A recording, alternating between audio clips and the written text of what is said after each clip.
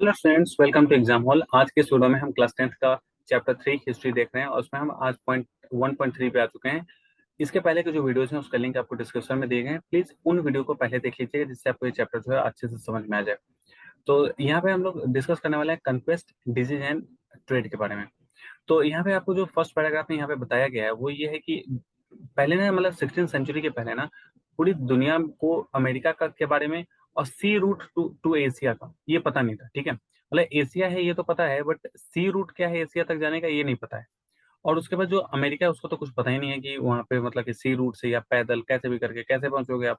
तो इसका कुछ आइडिया ही नहीं है। ठीक है, तो जब इन दो जगहों के बारे में मतलब पता चलता है तो 16 सेंचुरी के पहले जो वर्ल्ड था, मतलब यूरोप और लिमिटेड नॉलेज ऑफ एशिया तक जाने का, लिमिटेड नॉलेज ऑफ अफ्रीका तक जाने का, इसके अलावा तो कुछ दुनिया कुछ पता था नहीं।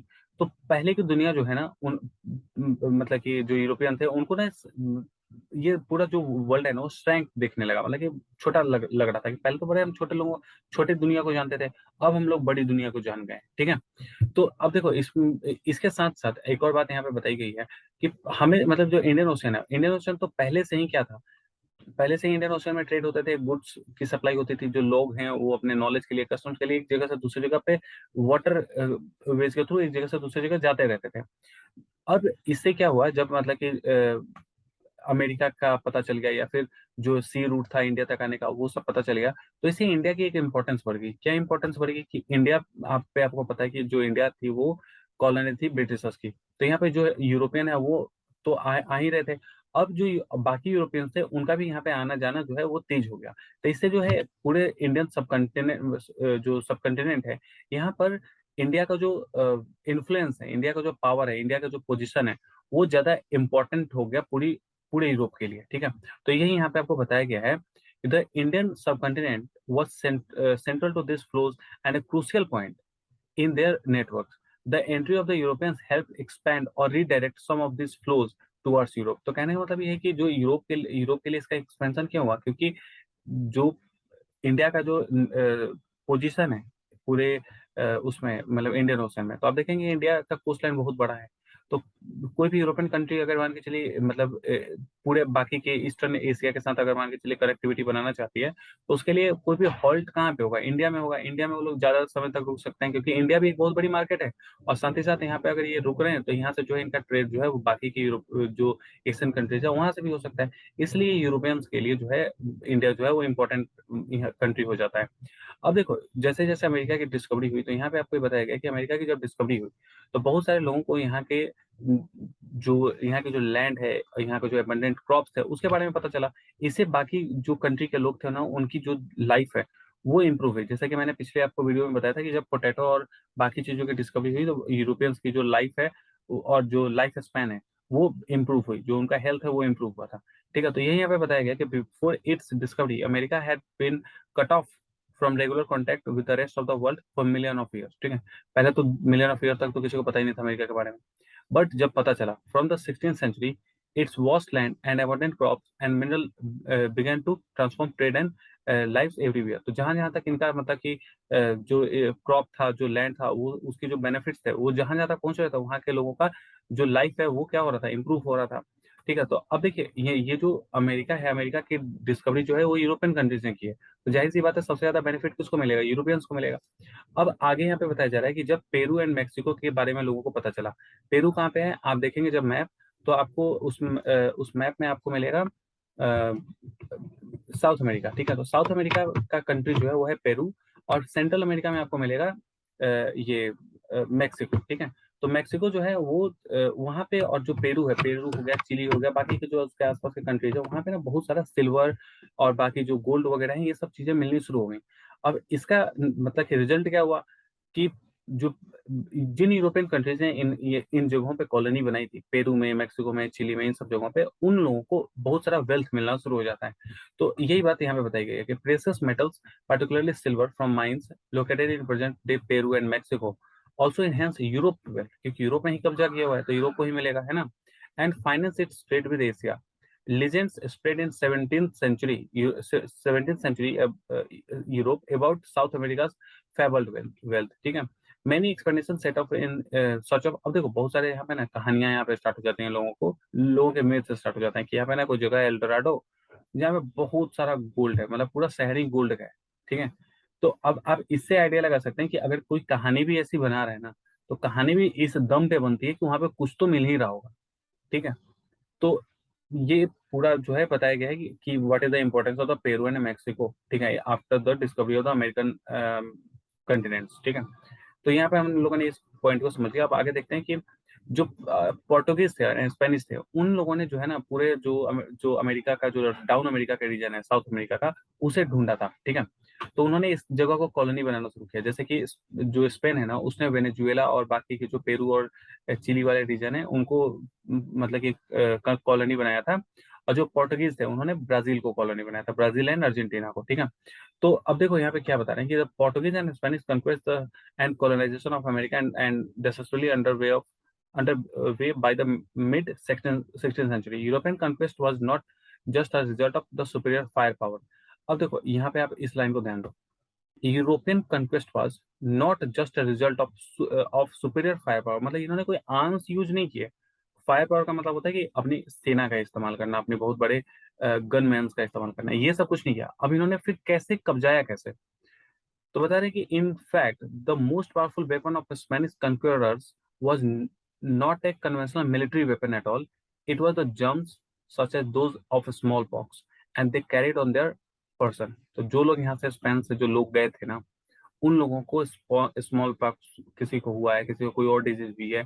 अब ये सारी डिजीज जो है कहाँ जा रही हैं, ऐसे लोगों के पास जा रही हैं जो बहुत ही लंबे समय से आइसोलेशन में थे। उन लोगों के पास इसकी इम्यूनिटी नहीं है, उनके पास कोई इसकी एंटीबॉडी नहीं है। अब इस डिजीज के कारण क्या, ये डिजीज कहाँ से आ रही है, यूरोप से। इस डिजीज के कारण क्या हुआ कि ये डिजीज उनके लिए बहुत ही बड़ी डेडली किलर जो है वो साबित हो गई, ठीक है। बहुत सारे लोग इसके कारण मर गए। इसके बारे में हम लोगों ने पहले वाली वीडियोस में भी डिस्कस किया हुआ है, राइट। तो once introduced, it spread deep into the continent ahead even of any European reaching there. It killed and decimated whole communities, paving the way for conquest, ठीक है। तो क्या हुआ कि जैसे जैसे यहाँ पे लोग बढ़ते गए मतलब कि अमेरिकन कंटिनेंट में, तो वैसे वैसे यहाँ पे डिजीजें भी फैलती गई और उसके कारण बहुत सारे लोग जो है वहाँ पे मरते चले गए।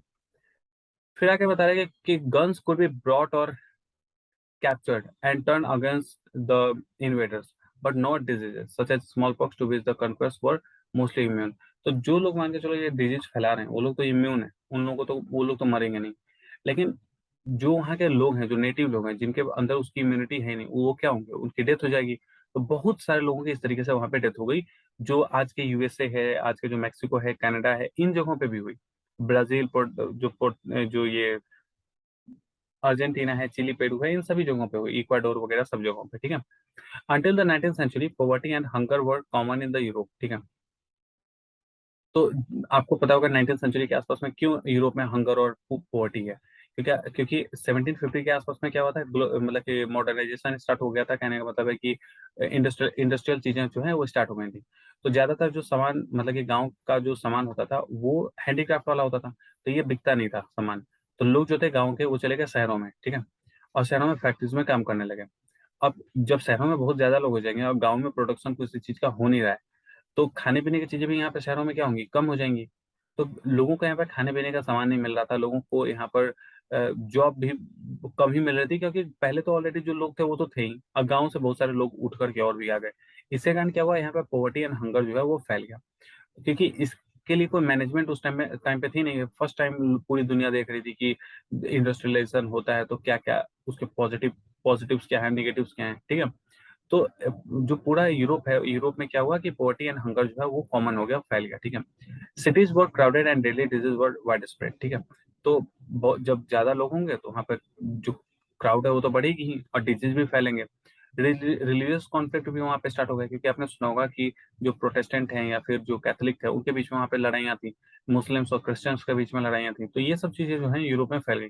और इन सब चीजों से हुआ क्या कि थाउजेंड लोग, बहुत सारे लोग यूरोप को छोड़ करके अमेरिका में चले गए। तो अगर आपसे एग्जाम में पूछा जाता है कि अमेरिका में जो यूरोपियंस थे वो क्यों गए, क्या रीजन है उसके पीछे, तो रीजन है कि वहाँ पे जो है बहुत सारे लोग 19th सेंचुरी में वहाँ इकट्ठे हो गए, क्योंकि इंडस्ट्रियलाइजेशन हुई तो पॉवर्टी, मतलब कि जो गांव के सामान थे वो तो हैंडीक्राफ्ट वाले होते थे, बहुत ही ज्यादा कॉस्टली होते थे, तो ये बिकते नहीं थे। तो यहाँ इन लोगों ने अपने जो इनकी लाइवलीहुड थे उसके लिए लोग चले गए शहरों में, ठीक है, सिटीज में ये लोग माइग्रेट हो गए।